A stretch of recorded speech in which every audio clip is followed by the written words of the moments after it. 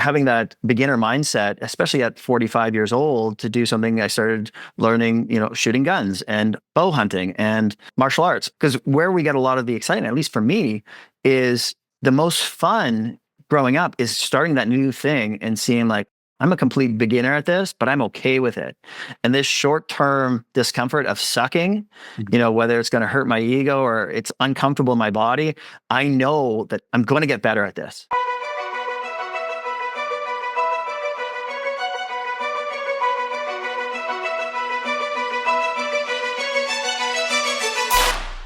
Tom, it is so great to have you. You're a strength coach, physiotherapist, martial artist, father. I know you've got so much wisdom and knowledge. Maybe if we could start with you giving a little bit about your background for people that are listening, just so they know how qualified you are. And of course, anyone's watching can see all your diplomas behind you. Oh, that's just a few of them. I had all these up in my office when I had an office at our primary space, and I've done over 100 certifications and courses over the years, and they're like, "Wow, you've done a lot of." I'm like, I get really bored, so I go learn more. But my wife looks at those as like, well, that's a trip, that's a watch. Like she looks at all the certifications and all the money I spent over the years, hundreds of thousands of dollars, and she's like, I'm like, but I've invested in myself. So like now, if I invested in myself, then hopefully I can get paid more money later. So this investment now is going to pay tenfold later. I promise. She's still waiting for that, but it's slowly coming.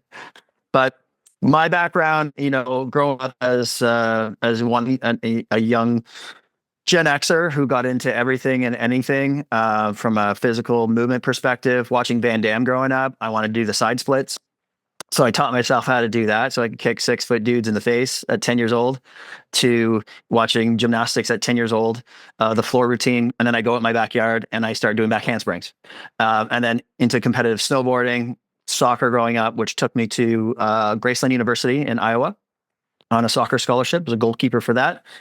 Got my AT degree down there, came back, worked for a few years, got my master's in physical therapy, got a job with the Canadian Olympic ski team for 2 years as a contractor physio, where I met my wife. We just happened to be out west at the same time, but we're actually from the same city.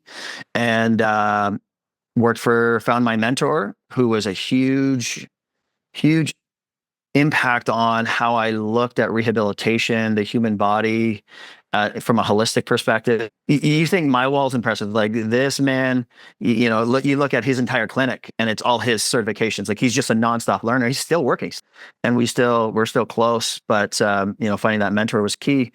But as I evolved, with my education and my perspective and going to learn as much as I could, that's part of my interest in the rehab performance side of things. Actually kind of came selfishly. I would get hurt, and I go to physio, and I wanted to find out, how do I fix myself? Mm-hmm. Right? It was a selfish reason, but then I realized this. I'm actually good at this. I can understand it. I can apply it to myself. I can feel how it's working and what it's doing, and then how this one exercise or this one movement strategy is actually fixing a couple other things. So, it changed my perspective. I'm like, I can teach this to others. I'm really good at explaining this. So then my soccer career obviously didn't go to professional, but I think that's part of my inadvertent ADD for movement and athletics, because I like to do everything. Yeah. I never like to specialize in one thing, because I'm like, I was always excited for when the sport started, but by the end of the season, I'm like, I can't wait for the next one, right? And then move into whatever season's coming up next. But just that fascination watching athletes grow up and try to copy what they do and mimic what they do, and trying to understand and break it down in my head. How did they perform that thing? I think that's really what led me into getting to where I am today, creating the system and the education side of things that we've created not only at our facility with the advanced movement therapist certification, but growing our clinic and now expanding from just my wife and I. We started in a 4,000 square foot space. She was on the front desk. I was the only physio movement coach, and then also now we have almost 30 staff, and we're opening a second location. But we've learned to systematize everything, and that desire, or that love for athletics, movement, rehabilitation, performance enhancements, recovery, all of the things, to bring them down, like find those common truths, find those commonalities, those common principles, and distill it down into a better level of understanding. to allow us to grow, to continue to grow our understanding on how to kind of serve those around us who come to us with pain, injury, or just want to perform better in life. I don't know if there's anyone in my age, in my 40s, that doesn't have some pain and want to perform better. I think when you're Yeah. young, you get away with a lot of things, but that's why I was so excited to talk to you. I love what you said about being a lifelong learner, because I see that in martial arts. I see it in business. Like, the elite are never satisfied and they're always learning. And I think one of the misconceptions that I had when I was young was I thought I could put X amount of work in, tick the box, and then I'm done. And I realized Right. it's a never ending process. And Never ending. the more you learn, the more you realize there's more out there, and you become more curious. And it's a beautiful way to live, but it's also Yeah. can be somewhat frustrating because you never arrive. And your wife's insane for not stopping you investing so much in yourself. But I always think, if there's one lesson, we're both fathers. If there's one lesson that I want to teach my son about money, is anything that you spend on experiences and anything you spend to invest in yourself is the best thing you can spend your money on. Possessions. Never a waste of money. Exactly. Yeah. We all want to live in a nice home, and we all want certain possessions, but that's secondary. Any money you invest in yourself, hopefully, is going to compound. One thing you mentioned when you were working with the Olympic ski team, just being around an Olympic team that was so elite. What are some of the things you learned from your time there? For my job, so my title there was physiotherapist. I would assist with the strength. They had a full-time strength coach, so I'd assist with that. And you had to wear many hats because you're really kind of siloed. Like, when you're traveling with the team, that's it. Like, you get to touch base with your other colleagues twice a year, right? Like at medical conferences. And anything other than that, it's communication over text or email, or this athlete got injured. I had to be I had to play psychologist. I had to be part-time strength coach. I had to be on hill ski coach, and because I was at the top of the mountain, I was setting courses at 6 o'clock in the morning with the ski coaches in the dark. And I'm like, I had to learn how to ski. Right? Like, I grew up as a snowboarder. I started skiing, and then I started snowboarding at 12, 13 years old, and I never touched skis again. And all of a sudden I'm like, shit, I got to learn how to ski again. And I was never really that great. And I had to learn on a glacier. But you learn really quickly, you learn on the job. And because you're on these water injected mountains for the ski races, and the last thing you want to do is hold up the race because the physio fell down with all the equipment. Yeah. And it was an eye opener. You're kind of that endpoint. You're the medical person. And on top of being the physio / doctor or whatever, that you have to do the on hill emergency stuff, you got a babysitter as well. But you're working with these young athletes. They work hard and they play hard, when they get time off. But it opened my eyes that you have to learn more skills than what you went to school for. The comfort of being in a clinic, I took for granted, especially when you're traveling 9 months of the year and you're in planes and you're packing up equipment, and then you're traveling, 6-7 hours in a minivan or a cube van. Then you got to set up for the next race. So it really teaches you how to work as a team, right? Because you're spending time with these athletes and your coworkers, the coaches, the strength coaches, everybody together. You really become a family. You learn how to coexist and you learn from one another. And even though what they were doing from their perspective, it helped me understand not just how these particular athletes move, but there's more to it than just the physical body. There's more to it than just the rehab side of things. If they get into their heads, we have to find ways to get them out of their heads so that they can go fast again, so that they're not scared, or they had a crash. How do we get past that, right? And then working along the psychologist. But you get to wear a lot of different hats, which in turn, I think, helped me from a business perspective when, branching off and starting our own business, our own clinic together with my wife, Kylie. You have to be adaptable. You have to know that, it's weather. Like, the weather stops. It's an outdoor sport, and weather doesn't always go as well. And what if somebody crashes? I got to go down and I got to, stabilize a broken leg, which I had to do my first year in Chile, right? One of my skiers fractured his tibia on the best day of skiing. I get a call, and they're like, and our ski tech, his name's Speedy. He's a Kiwi. He's like, oh, Tom, mate. He's like, Cam went down, bring your bag. I was like, okay. So I'm going down and I see Cam's down there and his leg's on backwards. And I'm thinking in my head, I'm like, that's not good. And I can see the bones sticking through his speed suit. I'm like, okay, here we go. Right. So you have to really kind of compose yourself because if I freak out, he's going to freak out. And I'm like, hey, buddy, what's going on? And you really have to be adaptable to those curveballs that are thrown at you, which then translates not only to business, but into life itself. Having young kids that doesn't come with a playbook. There's no instruction manual. And the first kid is completely different from the second kid. And how you manage and work with your first child, it's a different playbook and it's constantly evolving. So you have to be adaptable. So if I was to say, if I'm taking one thing away from working with the ski team for 2 years full time, is be adaptable and come in with a plan, but be ready to throw that plan in the trash and come up with something completely on the fly too. That's great advice for life, right? Because you never, Yeah. There's so many things, like you said, parenting is a great example where it doesn't come with a guidebook, but there's so many things you just have to be comfy in the chaos and know that you're adapt and you'll figure it out. So that's a really great lesson. How do you see most people, like, it's always hard when you talk about average people, but I feel like, I'll give you an example, Tom. When I got some stem cells in my back 2 years ago in Colombia, and I actually went for my knees and my elbows. And then while I was there, they did some scans of my neck and back. And they said, oh, you have all these bulging discs in your low back, in your lumbar, and in your neck. And I was like, oh, that explains why when I get out of the car after a long drive, my back's tight and my neck gets sore. But I don't know what my body would feel like if I was a sedentary 45-year-old as opposed to someone that's put many years on his body through sports. But I've also done a lot of, regenerative things too. And I know exercise is good as well. But are most people in there by the time they get to maybe their late 30s or kind of mid 40s, that age, which is still relatively young in the lifespan of a human, lives to old age, does everything just hurt? Are they in really bad shape? Posturally, structurally, do you have any idea? Like, can you explain to me what I would be feeling like if I was sedentary, I guess? You would feel worse. And so I have a personal experience to that because last year, 2023, I was hospitalized. I was bedridden in the hospital for 5 weeks. I had strep A, on the brink of death. Doctor said you had less than 20% chance. I was in the ICU.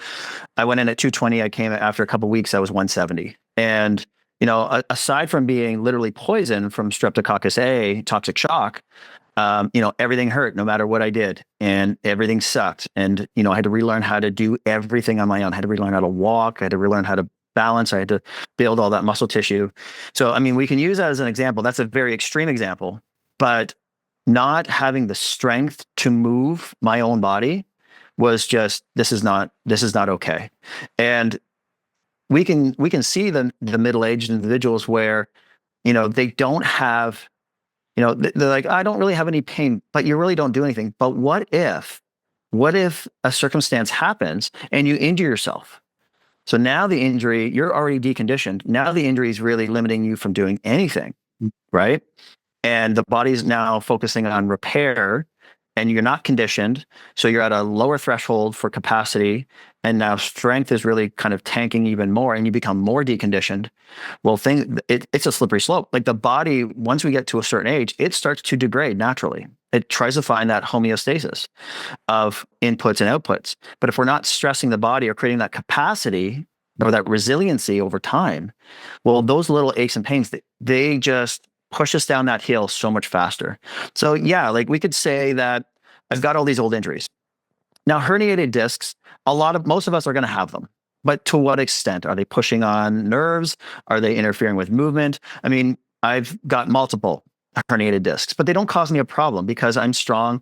I do the things for my body to maintain mobility, to maintain strength, to maintain control. So I don't notice them. And there was an interesting study. I can't reference it, but you can probably find it. There's over 330 MRIs taken on people with low back pain. Now, 50% of them had low back pain, 50% did not. They just took 330 MRIs. And what they found was more than half of the people who had low back pain, they couldn't find anything on the MRI. They're like, well, why does this person have back pain? And on more than half of them who didn't have back pain, they had herniated discs. We're like, but looking at the imaging, it didn't correlate with pain.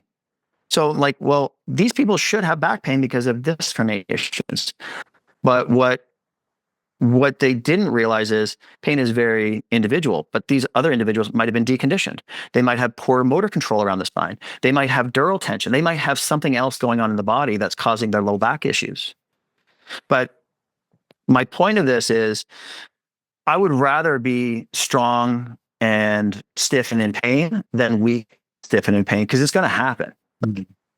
So I'm going to get the most out of this body in the time that I have it. I mean, not be as long as you're not being stupid with it and abusing it, but we want to have that capacity and that resilience to be able to move our body through this three-dimensional world so that if there is a circumstance, we can manage it, right? It doesn't break us. It doesn't send us back onto the couch or into the hospital for long periods of time, because that's when deconditioning and things really start to, decelerate or degenerate really quickly. So it really depends on the individual. Would you rather be strong in pain or weaken in pain? I mean, I'd rather be strong, right? And I want to be able to manage myself. I want to manage if we do martial arts. I want to be able to manage somebody else if I have to. I want to be able to play and wrestle with my kids. I want to play sports. So yeah, we're never not going to have discomfort. And I think where a lot of people, they mistaken discomfort and pain. Pain is that signal saying, you know what, you should probably pay attention to it. It's reproducible. It's not going away. I'm doing all the managing things. But if it's discomfort, so even as we sit here, we can start to get low back tightness and it's uncomfortable. Well, what is that? It's a signal for you to get off your ass and move, right? It's a signal that, oh, you might be loading the discs or the ligaments a little bit too much, and you need to fidget around to turn on the muscle system to take the pressure off those, or you need to change position. Your sitting position, your standing position, whatever. It's a signal for you to change position and move in your environment, because the body is not stupid. It's always trying to protect itself. So I think catastrophizing, some people will just be like, oh, this is pain. This is bad. I'm like, or is it a signal for you to pay attention and maybe do something different? But if it's pain, sharp, electrical, okay, yeah, maybe there's some structural problems there that might need some further, diagnostics or intervention if you can't self-manage. But, when it comes to, we're getting older, right? And we play sports, and cognitively, we're at an advantage.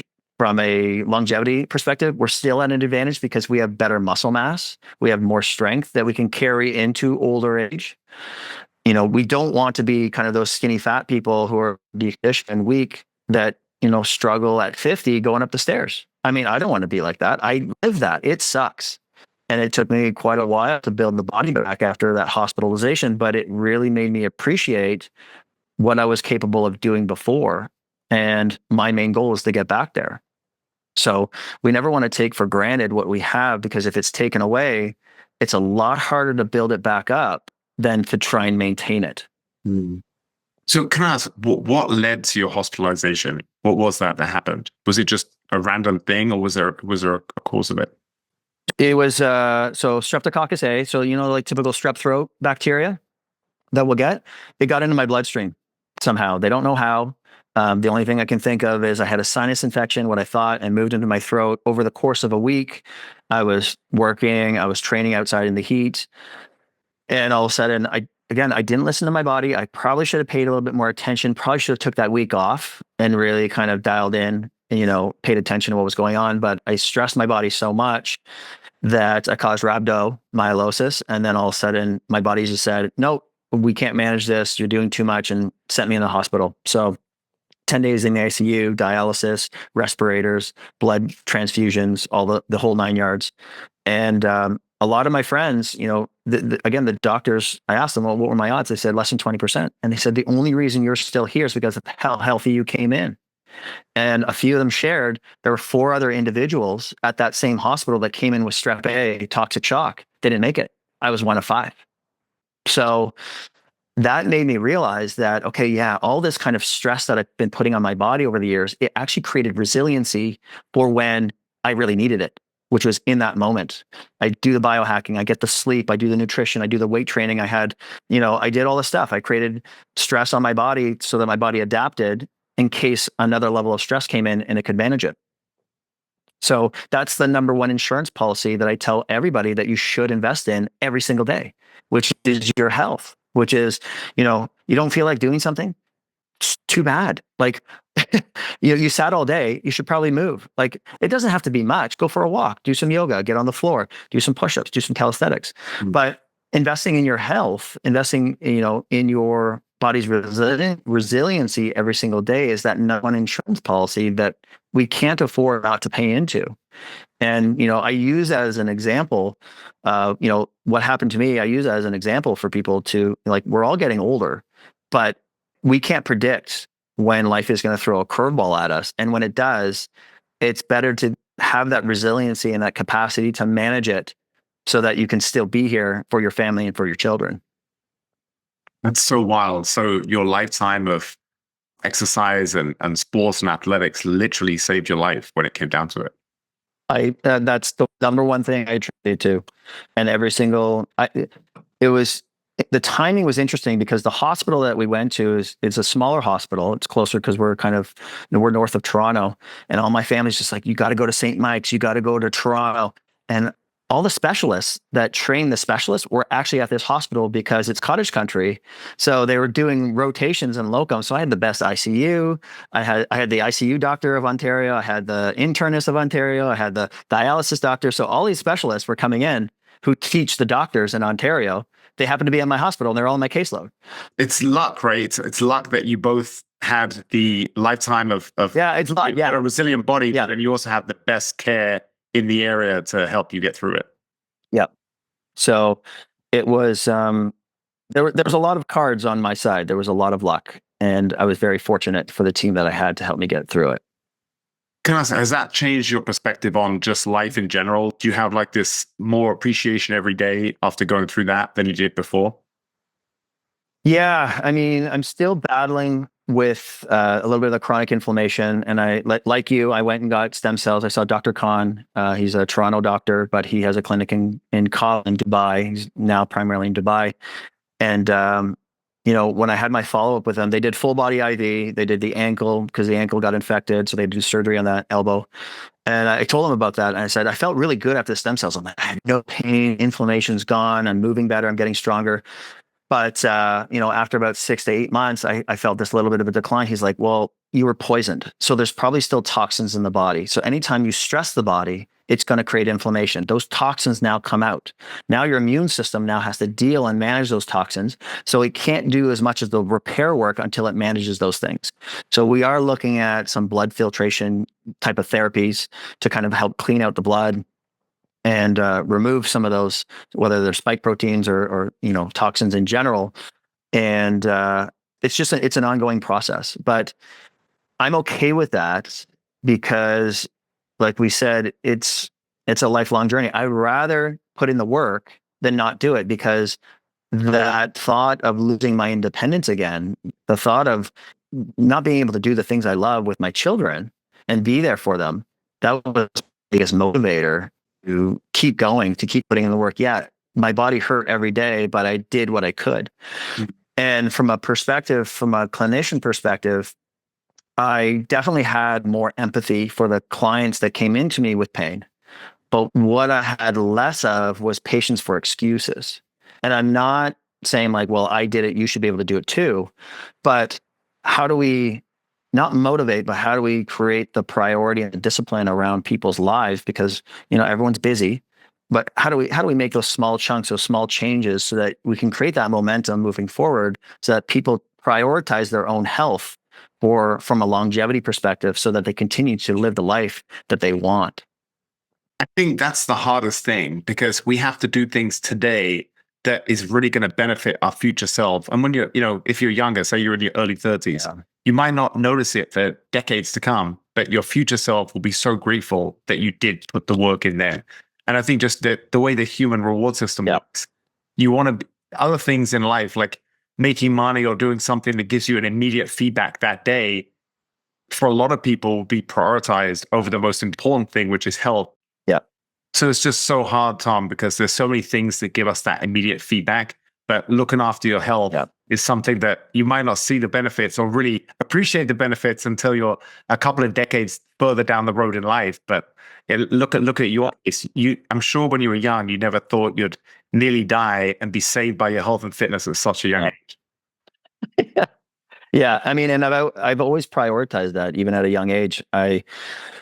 Working out in my basement, experimenting with, jumping around, doing push-ups, whatever I could. And then, getting to high school, started going to the gym at 15 years of age. At first it's just like, well, everybody does bodybuilder type of workouts and it's just chest and tries and, but it was something. And like you said, the short-term discomfort for long-term gains, a lot of people, it's tough for them to keep that consistency because you don't see that immediate change.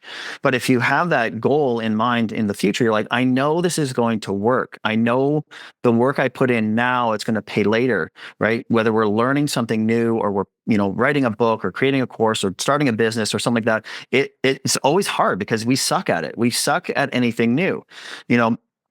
Starting martial arts again. Jujitsu was completely new. I started doing that last year. I was like, oh my God, how am I going to remember, all the ground guards and, starting that. So we get into the more fun stuff, but now it's all starting to click, right? Having that beginner mindset, especially at 45 years old, to do something. I started learning, shooting guns and bow hunting and, martial arts. And I just wanted to, because where we get a lot of the excitement, at least for me, is the most fun growing up is starting that new thing and seeing like, "Oh, I'm a complete beginner at this, but I'm okay with it." And this short-term discomfort of sucking, whether it's going to hurt my ego or it's uncomfortable in my body, I know that I'm going to get better at this if I'm consistent at it, if I'm putting in the work. And, part of my recovery, I was able to put on once everything started to work a little bit better. I went from, 220 out of the hospital at 170, but I was back up to 210 in 5 months. Wow. And, you know, which again, it was just doing as much as I could. Was I lifting as heavy as I was? No. But for some reason, the body remembered what I used to be and it started to develop the muscles rather quickly. But I had the neurological connections. I had that, we'll call it muscle memory. And, I probably have a set point. I created a set point of, your body works best at this weight. Mhm. And this is where you're supposed to be. So putting in the work early on, it allowed me to get back what I lost relatively quickly. But if it's completely new, it takes time to build that up, but it's easier to maintain. Once we're there, it's much easier to maintain as long as we're strategically and consistently showing up to put in the minimal amount of work to maintain what we've got. But a lot of people can get discouraged or life derails you from your goals. But for me, I was like, okay, well, we have a child now. When do I get my workouts in? Oh, I guess I got to get up at 4:30 in the morning because as soon as that baby wakes up, I was like, my time's not my time anymore. So I had to reprioritize. So I didn't use the excuse of life is too busy. I'm just like, okay, what can I cut out that's not important? Okay, maybe I go to bed earlier, right? We just don't watch that Netflix show. Yeah. And I just get up at 4:30 in the morning, get my work done. Because then once I got that, the rest of my day is easy, right? If I didn't get my workout in, and I'm like, it's always in the back of my head, I got to get my workout. Everything else is distraction. I'm like, when can I fit time into that? And then it creates anxiety. And it's like, I need to get this thing done. Well, I just have to reprioritize it earlier into my day. So once I got that done, my time is everyone else's time, and that's okay. So yeah, that short-term discomfort for long-term gain, it's trainable, but I think it's also helpful to know what's my end goal or what am I moving towards, right? Having some goals, working with professional athletes, once they retire, they have a hard time training because they're like, well, I'm not training for sport anymore. So why am I training? It's like, well, to be strong, to be mobile, to make sure shit doesn't hurt, right? Do you want to just slowly decline in your athletic abilities, all that time you spent building your body? Yeah, you did it for sport, but there's other things you can do that require you to be fit and strong and mobile. Yes. Well, so before we talk about mobility, for the longest time, I always thought when I lifted weights, it was so I looked good with my shirt off. But the real important thing for my health was cardio for my heart. And then recently, just the last, you hear people like, Dr. Peter Attia talk about, you've got to be doing the strength, kind of what you mentioned too. You have to be doing the strength training now so that you're going to have the muscle when you're older and you really need it. So if you fall, you can get up and things like that Yep. young people don't even think about. So Yep. is that just, do you think for anyone listening to this, most likely the biggest problem for them is going to be they need more strength training? Yeah. So above all, if we're gonna silo, if we're gonna prioritize, just get strong, build as much muscle as you can. Because now what all the research is showing is like actually muscle is more of an organ. Muscle is more, it's your primary glucose store. It improves your metabolic health so that we don't have free flowing glucose floating around the system, causing fatty liver disease, causing inflammation, all that stuff. It's that one primary organ that we can continue to build to soak up any excessive glucose and improve metabolism and overall health and well-being. So cardio, yeah, important for sure. Peter Tia talks about VO2 max, and a friend of mine, he works for VO2 max trainers in BC. And when he went on that podcast, and he's like, "Yeah, we test VO2 max." Their sales went through the roof. And I'm like, well, yes, that's important. But if you have a strong heart, but a weak body that you can't maintain that work capacity or that load, being sitting on a road bike and having this massive heart, but sitting on a bike for hours on end and then, losing mobility in your back, your hips, your glutes don't work, and your quads got weak because you broke down too much muscle tissue. Well, when you trip and fall, hopefully you can catch your body weight before it hits the ground, and you have the strength to decelerate yourself. Because as we get older, what's the scariest thing for the elderly? It's a fall. Cool. Because we know that if they break a hip, well, their likelihood of survival within the first year and a half, it drops like 90%. So I Because heard that. not only, Why is that? yeah, Why when old people fall, is it so that their life expectancy is so short after that? because their deconditioning goes down so much because they become sedentary. Their conditioning goes down so much more rapidly. They start to lose muscle as we get older. Our body will, if you've been in a cast, you see the muscle atrophies. Yeah. Well, you immobilize an elderly person, their body's in a state of degradation that's kind of accelerated more than the young person. So it's not only that loss of muscle tissue, but it's going to be harder for them to build that back up. So it's not just the fact that they broke that hip, it's the fact that they were immobilized for so long and everything became deconditioned in that period of time. That makes sense. And then it sets them up for more metabolic disease, more cognitive issues, a lack of motivation and energy to do things again.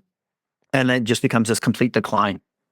Gotcha. Like a negative. It becomes a systemic problem it becomes this huge negative spiral, and it's hard to climb out of that hole, especially if we're at a level of deconditioning to begin with. So I don't know about you, because we're similar ages. We're both in our mid-40s.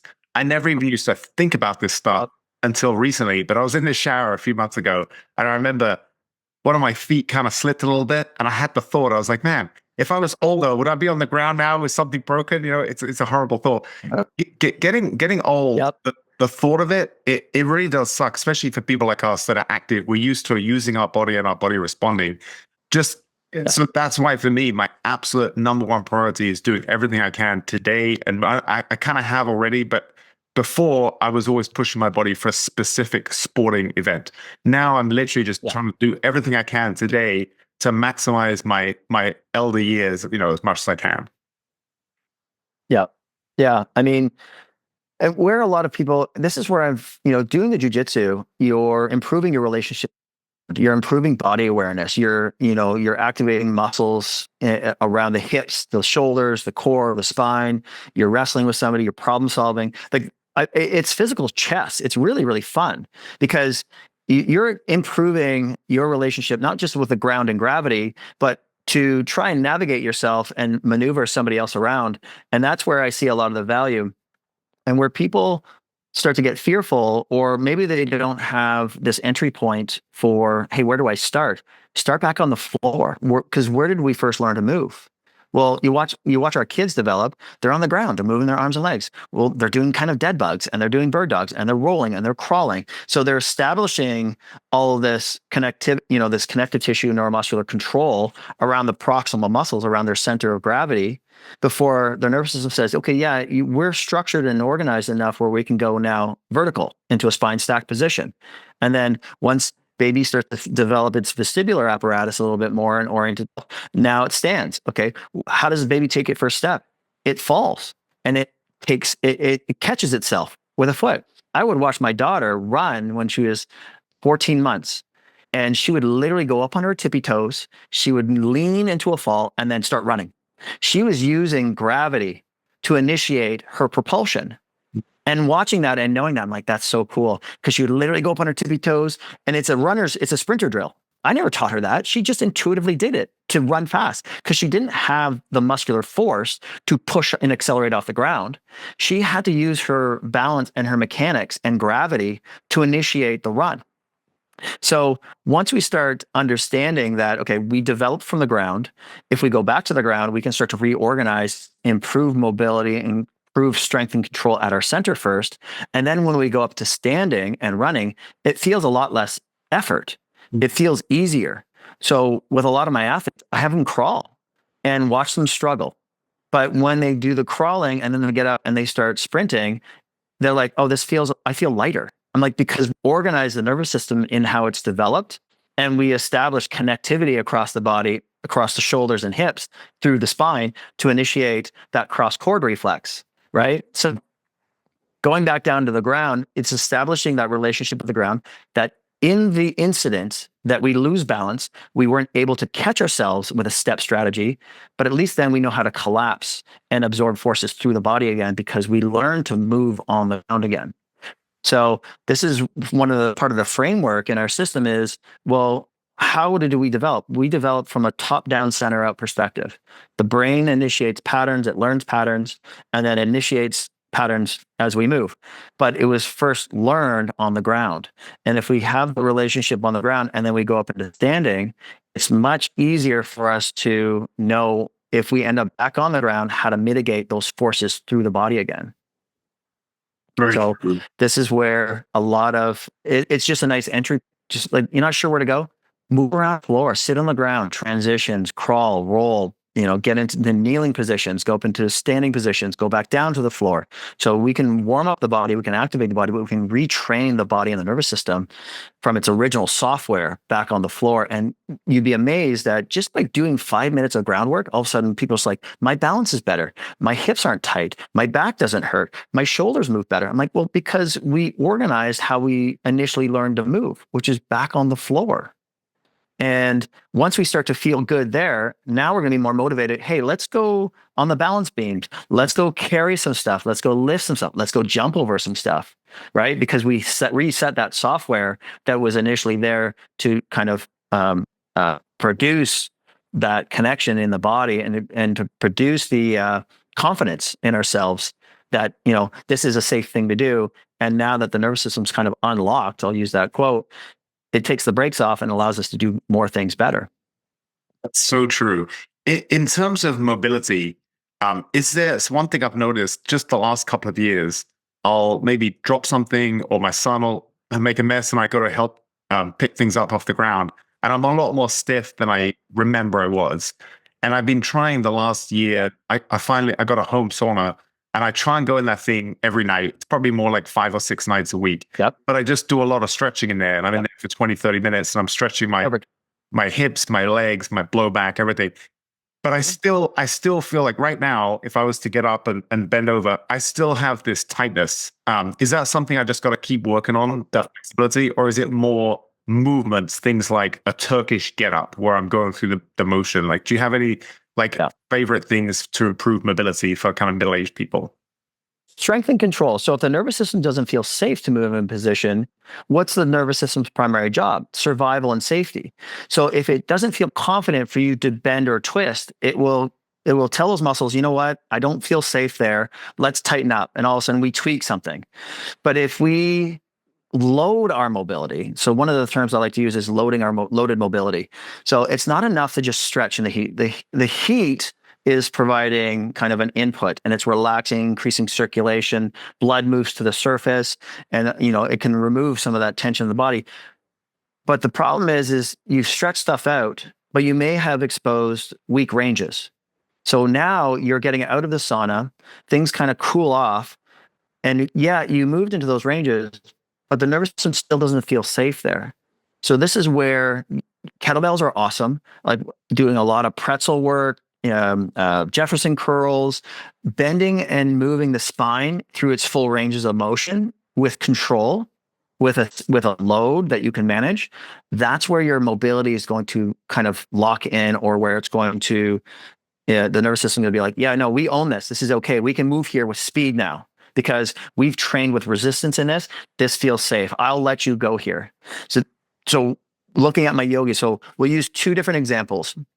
We have powerlifters who are very stiff because they have to manage loads and they move in very single plane patterns. Yes. And they brace and they compress the system. And then you have the yogis who move in different planes, but they don't add resistance. So they end up stretching all the connective tissue, they stretch the muscles, but it doesn't mean they're weak. I've had both those types of athletes come into my office with neck pain, low back tightness, and hip issues. Well, we can't say that the power lifter is not strong because that's all they do, but we can't say that the yoga person is inflexible because that's all they do. The yoga person, they can put their head through their legs, they can do full back bridges, but what they've lost, or what they stressed out, is their ability to hold their body against gravity. So now all the muscles are trying to tighten up to create stability. They've stretched away their strength. Gotcha. So with those individuals, I'm like, okay, we need to get you in the gym. We need to get you start stabilizing from a spine supported position. We'll get you crawling. We'll get you lifting, carrying stuff. And within a week, they're like, oh, my back and neck pain's gone. Well, because we added to your body for greater balance in the system. Right. So yeah, you're still doing your stretching stuff, but we added control back. And then with the power lifter, I'm like, I don't need to load you more. We actually need to reduce resistance in your body so that when you bend and twist, your body's familiar with that. So we need to add mobility stuff. And when we add mobility, then we need to apply resistance, whether it's through bands or kettlebells or light dumbbells, it doesn't matter. Or even just doing a simple isometric hold, right? Create tension, create that conscious contraction in muscle, teach it to be strong in its ability to contract there. And all of a sudden, oh, my flexibility is getting better. Mm-hmm. So you can do the isometrics into those new ranges, and all of a sudden, new range of motion is restored or is given to you. But it's because it's a lack of control. So when we're doing our stretching, it's good. So the sauna stuff, if you've done a heavy resistance training session, the sauna is going to help you recover because it's lengthening out those muscles. It's improving blood circulation and allowing, the actin and myosin fibers to kind of reset in their normal resting length. But if we only do stretching, it's still going to cause problems because we're not strong in those ranges. So what I tell people, I'm like, look, anytime you're changing the inputs, if you're doing soft tissue work or you're doing stretching, you're essentially getting the muscles to relax, okay? You might be moving to ranges that are where you might be creating degrees of instability. So if we apply some resistance or some strength and control in those new ranges, it holds much better because the nervous system will now let you go there. And that's where a lot of the training systems, they're too one-dimensional, right? We're not moving or strengthening. We're very good at pushing and pulling, right? In the sagittal plane. Maybe we move in the frontal plane a little bit, but how often do we strengthen the rotation plane or that transverse plane? But transverse, that rotation or coiling that we do naturally with every movement, if we're not strong with that, when we move into it, the nervous system is like, this doesn't feel familiar, doesn't feel safe. So it's going to create tightness. Because when we move through certain planes, if I move forwards and backwards, then now the muscles that control the transverse plane, they act as stabilizers. The muscles that control the frontal plane, they act as stabilizers. But when I move through the frontal plane, the muscles that move me through the sagittal plane, they now become stabilizers. Because the goal is if we're producing movement here, right, which is unstable, we need to control this plane and this plane. Right. But if we never train in those different planes or strengthen those, then we're only going to be this forwards and backwards athlete. And then if we do have to bend or twist, the nervous system doesn't know what to do because it doesn't train there.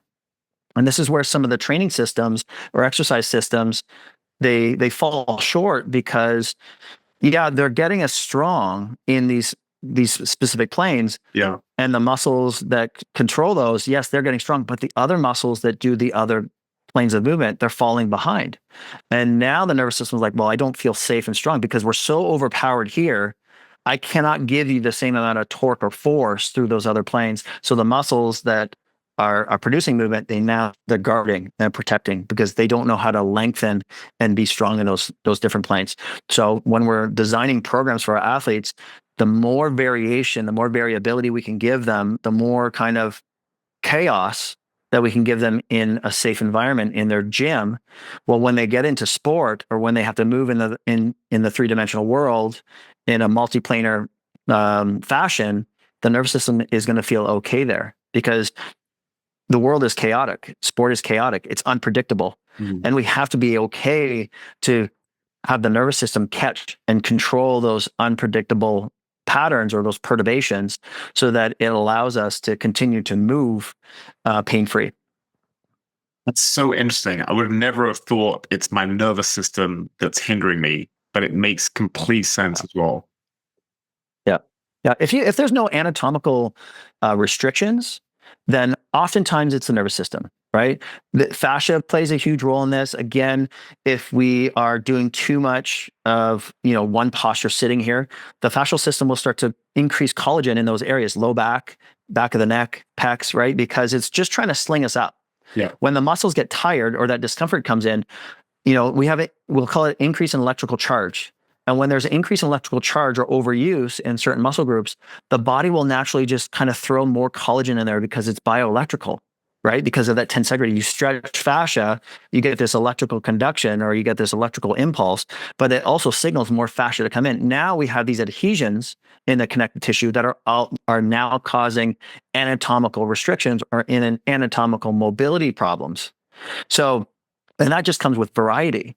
And this is where you can use different forms of exercise or strength training. Isometrics are great, right? Especially lengthening. We know that to develop muscles, Dr. Andy Galpin talks about this. He's like, where you improve hypertrophy is in the lengthened position, right? Doing those control holds or through full range of motion in the long range, you're going to get greater hypertrophy adaptations. But what you're also going to do is you're going to improve the neuromuscular system to allow you to move into those new ranges of motion, which is where applying strength training through a full available range is so important, and not always going into those half ranges to develop strength. Because if you get pushed past your strength, you kind of that strength curve, nervous system doesn't know what to do there. And it essentially can panic and then create all kinds of compensations Mhm. and overuse, or maybe it pushes forces into a knee or into a lower back because this is like, I don't know what to do here. And it just creates a protective response. One thing that I think a lot of people struggle with, and I definitely would put myself in this category, the people that are into health and fitness, is just there's so much to do. You don't have time for everything. So Yeah. you have to prioritize. So it's like you try and, for me personally, I'm trying to do jiu-jitsu a few times a week, strength training a few Yep. times a week. I love to run. So run a few times a week, some sauna, some recovery, some stretching. And I'm like, that's a lot a week. And then suddenly now talking to you, I know I have to incorporate more specific mobility stuff. Is there certain things that you think there's like the highest, I guess, return on effort? So I'll give you an example. On Mondays, I do jiu-jitsu normally at noon, and then right after I Yep. do 3 or 4 sets of deadlifts. And since I've been doing that, I would tweak my load back a lot. I've been doing that for about 18 months now, and since I've been doing that, my all the little tweaks have gone. Like I feel like I've strengthened my low back so much, and I go heavy, but I don't kill myself because I know that I'm training the next day and the next day. But I've really noticed that the return on investment for time and effort. The last thing I want to do Yep. sometimes after a hard jujitsu session on a Monday is do deadlifts, but I know if I do it, it's going to be the returns are going to be so beneficial. Is there a couple of things that just come to mind of people that are athletic that will take the time to put it in their schedule that they should really prioritize on making sure they get certain things in a week? Yeah. So, like you said, I'm on the same boat as you. So, jujitsu or martial arts is usually on Wednesdays. I'll do gymnastics on Mondays. So that's a lot of bouncing, rebounding, flipping, rolling. And I know that I always feel great doing that, but I'm like, okay, the next day I'm like, I need to do a lot of slow controlled stuff and isometrics because I've been bending and ballistically throwing my spine into different positions. I know if I do a heavy lift that next day, I'm going to jack up my back, guaranteed, right? If I try and do something heavy. But if I do something where, just some isometric holds, so Bulgarian split squats, just holds to reestablish that control in my joints. Because the day before, I did a lot of jumping, I did a lot of ballistics, I did a lot of rebounding. So my connective tissue and my fascial system and my nervous system is pretty gassed. So the next day, I want to do something less complex. So I'm going to do maybe some single leg deadlifts to work on rotation control, work on stabilizers, right? I take a kettlebell across body. So now I'm working on rotation control. I'm working on single leg balance. And it's hard to overload that, right? When you're doing a two-legged lift, you can overload that, but then the system might fail and you're caught midway through a lift and all of a sudden your back goes, right? So look at what did I do prior? And I'm gonna put jujitsu in this because if you're rolling with somebody, it's a lot of maximum effort. It's a lot of bending the spine in various positions. You've stretched stuff, you've strengthened stuff. So to add on a heavy deadlift later that day, like your system's already gassed. So you might want to look at something a little less complex. Now, I would move that deadlift a day or two later so that your nervous system's fresh. And now you're like, okay, I can get maximum output. Because the point of the deadlift is, it's a strength exercise, right? And depending on what speed you do it at, it could also be a power exercise. But that's neurologically very fatiguing. You don't want to go into something complex like a deadlift or a back squat or cleans and jerks when your system's already a little bit fried because you need to be neurologically sharp. You need to be coordinated. So I would, if you want to train that day, I would look at unilateral stuff, one arm push pull. I would do calisthenics. I would do single leg stuff. I would do single leg deadlifts if you want to do the deadlifts. I would even do like a moderate weight kettlebell swing. Right? Because it's not that compressive load. You can use momentum, you're bracing, you're using a lot of activation stuff, but just so you don't go into fatigue, right? And we know with a kettlebell swing, if you're not lined up, if you're not stacked, if you're not braced, but with a deadlift, you're going to try and grind through that. But you might have lost position because neurologically that everything's already pre-tired and pre-fatigued. So that's when we kind of get into trouble. That's so interesting. So that's what I would do from your lifting. And that's what I've learned. That's what I've learned personally. I'm like, yeah, we can still lift heavy. We can still do the ballistic stuff, but we have to be smarter with how we structure our training through the week, right? And also pay attention. If you approach that bar and your warm-up weight feels like a 9 out of 10, maybe it's not a deadlift day. Because that's your nervous system saying, you know what? I'm not firing on all cylinders. We probably shouldn't pick this up.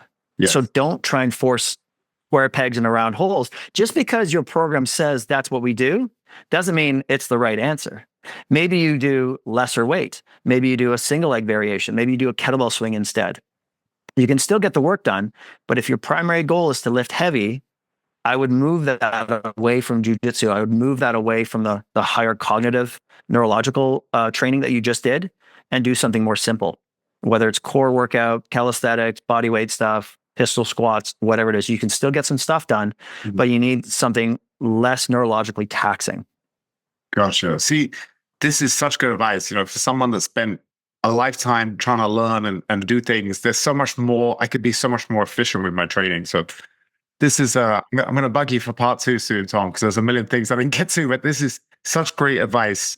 If you send me any links, obviously I'll put them in the show notes, but I'll let you finish up with maybe best way for people to get hold of you and find out more about what you're doing, because it's always such a pleasure to meet someone who's so passionate about what they do and also so knowledgeable. So it's been a real pleasure. Oh, it's been awesome. Yeah. So for the clinicians and coaches, I developed the Advanced Movement Therapist Certification. Really, it helped organize a framework and a system to find the root cause to why injuries are happening or movement deficiencies, kind of the why as opposed to the what of why pain or injury is happening there. So that's AMT certified.ca. There's lots of free education up there as well. I have a tool that's for athletes, which I'll get you access to that and a link for your listeners to the SAM scan, the self awareness movement scan. So this is something that I created for all my athletes to do. It's a 3-minute scan, and it uses 3 cerebellar tests, and then it uses a whole body movement system. And if something feels off or something feels different on one side versus the other, it quickly tells you what you need to work on. And then for my YouTube, it's just Tommy Swales, lots of long format content. Instagram is swales.tom. And then, of course, Facebook and LinkedIn is Thomas Swales. So I always put out lots of education content, ways to kind of troubleshoot little aches and pains, but then also a complete system for those clinicians and coaches who want to dive deeper into improving performance and removing pain and dysfunction in their athletes. No, thank you so much, Tom. I'm going to dive into YouTube videos because that's my big goal this year, is to really work on my mobility and my things that are going to help with my longevity. So I'm really glad we connected, and I really appreciate you. Awesome. No, thanks for having me, Lawrence.